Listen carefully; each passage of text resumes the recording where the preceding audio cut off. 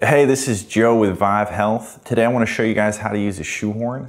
I got a 24-inch long shoehorn here, and I'm going to use it on my shoe. What's nice about the shoehorn is I got my shoe already tied, and I can get my foot in there pretty easily even when it's already tied. Obviously, if it's untied, the shoe is going to be a lot easier to take on and put off. But here I'm going to show you how to do it with the shoe already tied. So you're going to put the shoehorn to the back of the shoe, and then you're going to slide your foot in there along the shoehorn. And you're gonna stick your foot in. Sorry, the tongue got caught there. So I'm gonna push that up.